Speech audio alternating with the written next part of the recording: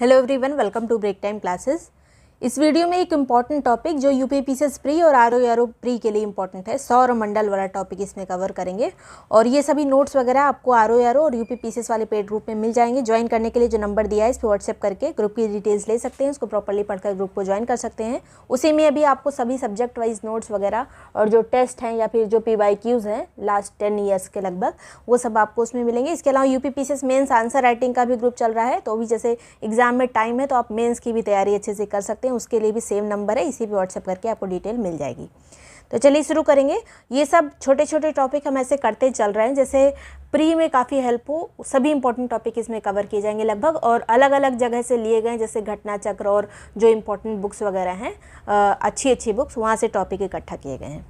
तो सबसे पहले सूर्य के जो ये सभी ग्रह हैं, ये बुध, शुक्र, पृथ्वी, मंगल, बृहस्पति, शनि, अरुण, वरुण, ये सब जो हैं 8 ग्रह हैं। 9वां ग्रह जो यम था वो उसको हटा दिया गया था 2006 में। और जब एग्ज़ाम में पूछा जाता है तो बुध, शुक्र ज़्यादातर नहीं लिखा रहता है। इसके जो इंग्लिश वाले नाम हैं इसी को देवनागरी में लिखा रहता है, तो थोड़ा सा कोशिश करेगा कि इंग्लिश वाले नाम ही आप याद करें, जैसे Mercury, Venus, Earth, Mars, Jupiter, Saturn, Uranus, Neptune. Uranus Neptune में ज़्यादा मुझे कन्फ्यूज़न होता है हमेशा, और ये मरकरी और वीनस में, तो हो सकता है आपको भी होता हो, तो इस दोनों चीज़ों पे, चारों चीज़ों पे ध्यान दीजिएगा। और ये जो अगर स्टेटमेंट वाइज कई बार ये यूपीपीसीएस आरओ में क्वेश्चन पूछा जा चुका है तो रिपीट भी कर सकता है। तो यहाँ पे पार्थिव ग्रह या फिर आंतरिक ग्रह और बृहस्पति ग्रह या फिर जोवियन ग्रह, इस तरह से क्वेश्चन आते हैं। निम्न में से कौन सा पार्थिव ग्रह नहीं है? तो बुध, शुक्र, पृथ्वी और मंगल, ये जो है पार्थिव ग्रह कहा जाता है इसको, मतलब पृथ्वी के सदृश, मतलब थोड़ा सा पृथ्वी से रिलेटेड ये ग्रह हैं, उसके तरह से थोड़ी से हैं। ये आंतरिक ग्रह इसको कहा जाता है, इसको आंतरिक ग्रह क्योंकि ये सूर्य के नज़दीक है। और इसको बाह्य ग्रह भी कहते हैं और इसको जोवियन ग्रह भी कहते हैं, क्योंकि बड़े बड़े हैं। ये बृहस्पति की तरह लगभग हैं, मतलब बृहस्पति आकार में बड़ा है, उसी तरह से ये भी है। जोवियन ग्रह इसको कहा जाता है, बृहस्पति, शनि, अरुण, वरुण को। तो ये स्टेटमेंट पूछा जा चुका है।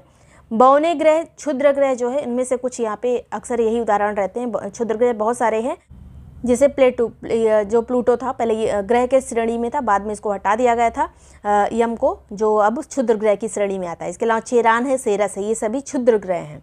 ये पूछा गया है एग्जाम में, इनमें से चेरान क्या है? चेरान क्षुद्र ग्रह है, या फिर निम्न में से कौन सा क्षुद्र ग्रह है? तो उसमें से चेरान और सेरस के नाम पूछे जा चुके हैं। आकार के अनुसार बड़े से छोटे, तो बृहस्पति, शनि, अरुण, वरुण, पृथ्वी, फिर शुक्र, फिर मंगल, फिर बुध। तो सबसे बड़ा है बृहस्पति, फिर शनि है, उससे सेकंड नंबर पे, फिर अरुण। कभी कभी ये अरेंज करने को आ जाता है, यूपीपीसीएस में ऐसे क्वेश्चन अरेंज करने को पूछे जाते हैं।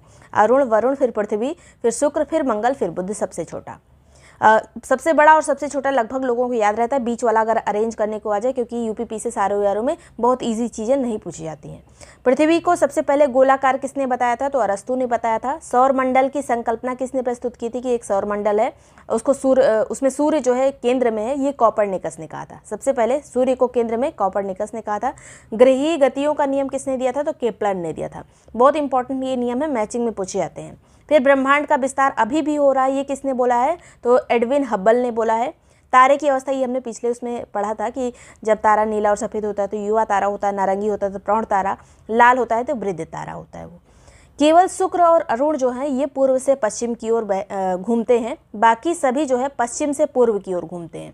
ये चीज़ याद रखिएगा, शुक्र और अरुण ही पूर्व से पश्चिम की ओर घूमते हैं, बाकी सभी जो ग्रह हैं वो पश्चिम से पूर्व घूमते हैं। पृथ्वी भी उसी में है।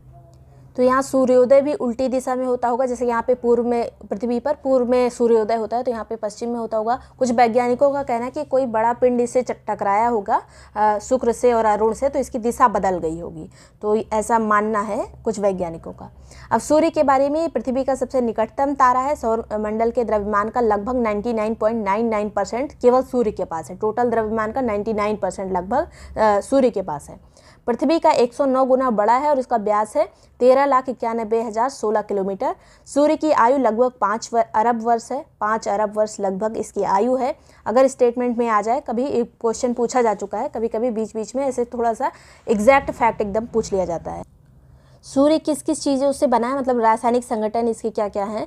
तो इसमें हाइड्रोजन होता है 71%, हीलियम है 26.5% और लिथियम और यूरेनियम है 2.5%। सबसे ज़्यादा है हाइड्रोजन 71%।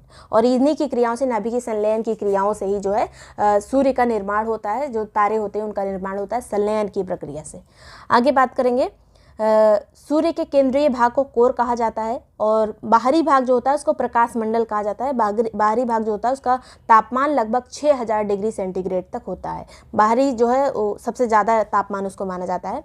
वर्णमंडल यानी क्रोमोस्फेयर जो है ये प्रकाश मंडल के लाल किनारे को क्रोमोस्फेयर कहा जाता है। पूछा जा चुका है क्रोमोस्फेयर क्या है, तो प्रकाश मंडल के यानी जो बाहरी भाग है उसके जो लाल किनारा उसका होता है उसको कहा जाता है वर्णमंडल या फिर क्रोमोस्फेयर। किरीट या फिर कोरोना क्या है, तो एक्स किरणें उत्सर्जित करने वाले भाग को केवल सूर्य ग्रहण के समय दिखाई देता है। ये जो कोरोना है ये एक्स किरणें जो उत्सर्जित होती हैं सूर्य से वो वाला भाग होता है जहाँ से एक्स किरणें उत्सर्जित होती हैं, जिसको कोरोना या फिर किरीट कहा जाता है। ये केवल सूर्य ग्रहण के टाइम ही दिखाई देता है।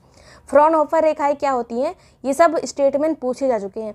ये काली रेखाएं होती हैं जिन्हें सूर्य की सतह पर देखा जा सकता है। ये काली काली रेखाएं होती जो दिखती हुई प्रतीत होती हैं, फ्रॉनहोफर रेखाएं इनको कहा जाता है। सन स्पॉट या सौर कलंक क्या है, तो कोरोना में जो यानी जो कोरोना वो वाला नहीं, जो बीमारी वाला कोरोना जो सूर्य का होता है उसमें विद्यमान काले धब्बे जिनका तापमान सूर्य की सतह से थोड़ा कम होता है। प्रॉपर जो सबसे ज़्यादा जो गर्म होता है वो एरिया नहीं, वहीं बीच में एक स्पॉट होता है जो काले काले कुछ स्पॉट पड़ जाते हैं, वो एरिया मतलब थोड़ा सा ठंडा है बाकी जगहों से, तो उसी को कहते हैं सन स्पॉट। आगे बात करेंगे सर्वाधिक तापांतर वाला ग्रह जो है वो कौन सा है, तो ये है बुध। कोई वायुमंडल ना होने के कारण जो है यहाँ पे दिन का तापमान 467 डिग्री सेंटीग्रेड और रात में -170 डिग्री सेंटीग्रेड तक पहुँच जाता है। जब हमारे यहाँ वायुमंडल भी नहीं होगा पृथ्वी में तो दिन में जो भी सौर किरण आएगी वो पूरी गर्मी नीचे आ जाएगी, कोई भी उसकी परत नहीं होगी उसको बचाने के लिए कि कम थोड़ा रिफ्लेक्ट हो जाए ऊपर से, तो हमारे यहाँ भी ज़्यादा गर्मी पड़ने लगेगी। और वही रात में सारी चीज़ें जो हमारी दीर्घ तरंग विकिरण जो वापस जाती हैं रात में वो भी पूरी चली जाएंगी, तो पृथ्वी भी एकदम ठंडी हो जाएगी अगर बीच में परतें ना हो तो यहाँ पे कोई वायुमंडल नहीं है बुध पे, इसीलिए यहाँ पर दिन में बहुत गर्मी होती है और रात को एकदम ठंडा। नेक्स्ट बात करेंगे सबसे ज़्यादा तापांतर इसी ग्रह का है बुध का। पृथ्वी की बहन ग्रह या फिर सांझ का तारा या फिर निकटतम ग्रह हमारा कौन सा है, तो ये है शुक्र, वीनस जिसको कहा जाता है। सबसे गर्म भी है, सबसे चमकीला भी है और ये सबसे ज़्यादा कब चमकता है, जब सूर्योदय होता है उसके पहले और शाम को जब सूर्य अस्त होता है उसके बाद जस्ट थोड़ी देर के लिए सबसे ज़्यादा चमकता है। ये सांझ का तारा भी इसको कहा जाता है, कभी कभी भोर का तारा भी इसी को कहा जाता है, शुक्र को ही। पृथ्वी का उपग्रह कौन सा है, तो हमारा एकमात्र उपग्रह है चंद्रमा। मंगल का उपग्रह दो जो बहुत पूछा जाता है, फोबोस और डीमोस, यही दो उपग्रह मंगल के, फोबोस और डीमोस, ये एग्जाम में पूछे जा चुके हैं। लाल ग्रह ही मंगल को कहते हैं, FeO के कारण जो होता है ये लाल होता है, जो आयरन के कारण वहाँ पे जो है लाल ग्रह इसको कहते हैं। फिर मंगल को ब्रह्मांड का सबसे बड़ा ज्वालामुखी पर्वत कौन सा है, पूरे ब्रह्मांड का, यहाँ पे पृथ्वी का भी और जितने भी ग्रह हैं सबको मिला के, तो सबसे ऊंचा ग्रह ज्वालामुखी पर्वत है निक्स ओलंपिया, मंगल पर स्थित है। ये एवरेस्ट से 3 गुना बड़ा है। निक्स ओलंपिया कहाँ पर है, मंगल ग्रह पर। टाइटन किसका उपग्रह है, टाइटन शनि का उपग्रह, काफ़ी फेमस है। गैनामीडा और यूरोपा काफ़ी बड़े बड़े उपग्रह हैं, किसके हैं, तो ये सबसे बड़े ग्रह के बृहस्पति के उपग्रह हैं। सबसे ज़्यादा उपग्रह वर्तमान में किसके हैं, तो शनि के हैं, सैटर्न के 145, बृहस्पति के हैं 92 और ये मोस्ट रिसेंट वाला डेटा है। और ये अक्सर बृहस्पति और शनि के बीच में हमेशा नए नए उपग्रह खोजे जाते रहते हैं, तो कभी किसी की संख्या ज़्यादा हो जाती है, कभी किसी की ज़्यादा हो जाती है, तो वर्तमान में लेकिन शनि की ही ज़्यादा है, तो ये याद रखिएगा। सौरमंडल से लगभग यही क्वेश्चन पूछे जाते हैं अगर UPPCS ROERO में पूछे जाते हैं, तो बाकी तो कुछ भी पूछा जा सकता है, लेकिन इतने मोस्ट इंपॉर्टेंट थे। वीडियो पसंद आया हो, यूज़फुल लगा हो तो लाइक सब्सक्राइब कर दीजिएगा। और कोई भी ग्रुप ज्वाइन करने के लिए UPPCS का प्री या ROERO का प्री या UPPCS वाला मेंस ग्रुप ज्वाइन करने के लिए जो नंबर दिया है इस व्हाट्सएप करके ग्रुप की डिटेल्स ले सकते हैं, उसको प्रॉपर्ली पढ़कर ग्रुप को ज्वाइन कर सकते हैं। Thank you so much for watching break time classes.